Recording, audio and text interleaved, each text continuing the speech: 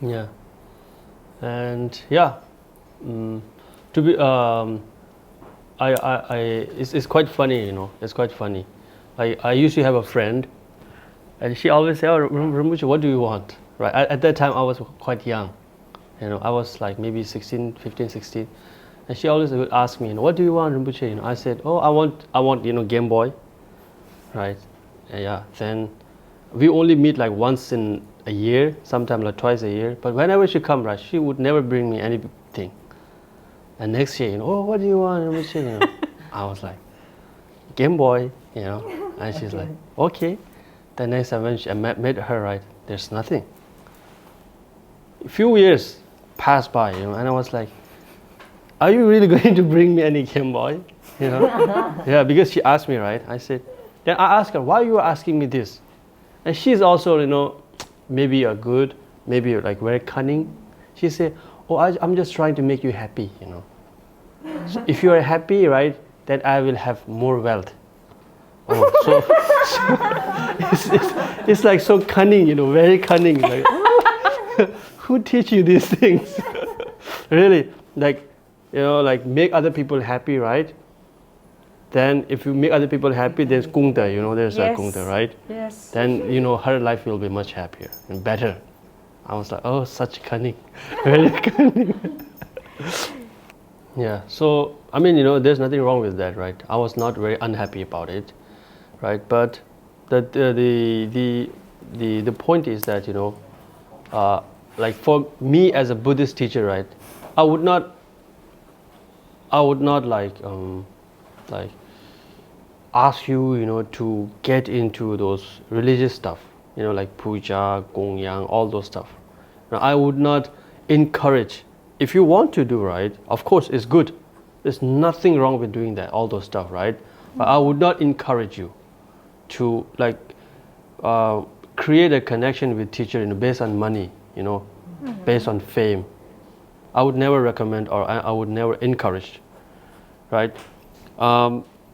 What I would encourage you is to read more books about Buddhism, especially, right, especially mind training Buddhist, you know, Buddhist book. There's many good Buddhist book, especially about mind training, right? So you can learn, and you don't have to be, you know, that cunning, you know, like I will buy you a thing and never give me a thing, you know. Really, learn. I would always advise, encourage, recommend all of you guys to read more books about mind training. You don't have to be Buddhist to read those books, but you can have so many things, you know, from that book. Yes, but I'm not saying because like I have habit of saying this, you know, like don't make connection with teacher based on money, right? And you know, like offerings, right? It's not because offering is bad. You know, I will explain it to you how it works. I can explain it to you how it works, right, in a proper way, but it doesn't concern right now. I'm not saying it's bad, right? But the problem is that the misunderstanding it creates when you offer money to your teacher, you know, or your center or anything. Because like, let me explain, right? For example, when you offer to, because the Taiwanese is, that's what you guys are known for, offering, you know, like, if you need offering, you know, like, it's Taiwan, isn't it? Because you guys are so good at offering, you know, really. But the misunderstanding, you know, it lies here, you know, like what? Lots of people, I'm not saying all of you guys, I've seen many, right? Like when they offer money, they think, you know, like, now I am like a VIP. You understand?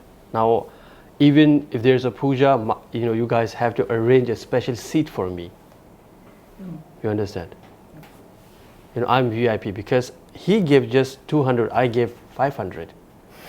You know, my seat has to be a little bit higher, you know, if not, you know, I mean, it has to be equal, if not higher. You understand, right? So this is the misunderstanding. When you do this, you know, when you offer those money and have that kind of misunderstanding, you're actually harming yourself. You're not doing anything good to yourself, really. It's very important, you know.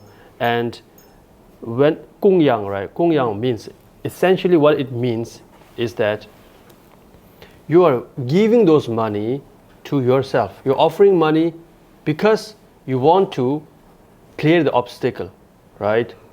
It's not because like you are doing something very good to the monastery or your teacher. This is a very big misunderstanding. Why you offer is because you want to clear your obstacle. Because you want to have, like success. That's why you offer. Now, how it works, we can talk later, right? How it works. But most of the people, when they offer, they say, I, like help him. I help the monastery, I help the center, So they owe me the respect. Now, this is, you lose your money and you lose your kungda, really. So that's why, have to have a very pure mind. It's very important, especially when you offer. If you offer with a pure mind. Or else, if you think, because I offer 1 million, 2 million, and I have, they owe me something. They have to respect me. Whenever I come, it doesn't matter morning or night, they have to open the door, This is wrong, really. I'm not saying it's bad, right, doing gongya. But if you have that kind of motivation, better don't offer. It will damage you more, than benefiting you.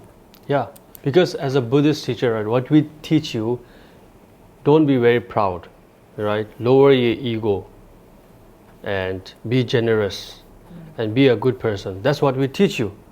But when you guys come to center and do all those stuff, and what you have become, bigger ego, right? Very proud, very rude to others, right? That's what you become. Now you see, what we are teaching is to be a good person. What you have become when you join, this Buddhist center, totally opposite. So you can do the, calculation.